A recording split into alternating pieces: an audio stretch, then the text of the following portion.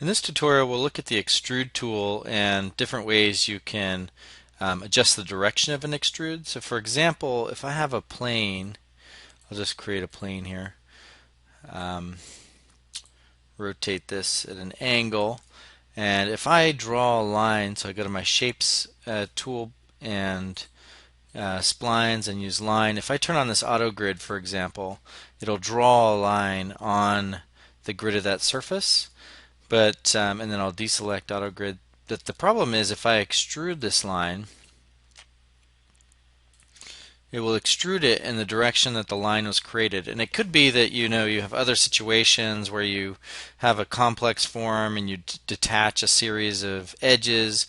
When you extrude those edges, they might extrude in a way that is not perpendicular to the XYZ of the grid, which could be fine. But if in the case that you do want to extrude it just vertically, so either up or down in relationship to the grid, there's a few tricks you can do. So I'll go ahead and delete this plane.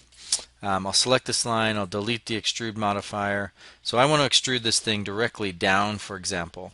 To do so, if you go back to your line command and draw a line that's on the XY grid, it will adopt the coordinate system of the XYZ, or it'll adopt the angle of that coordinate system. So if you look at this other one, and I go to the local orientation over here, you can see that the Z is perpendicular to the line, and in this one it's perpendicular to the grid. So what you can do is select this one, and what you want to do is match the gizmo of the other line to this gizmo. So what you can do is go to the Modify tab, go to the Attach tool, attach this line to it, deselect Attach, open up the line, go to Spline, and then delete this original spline. And then if when you delete that one, you're left with just that line that you originally had.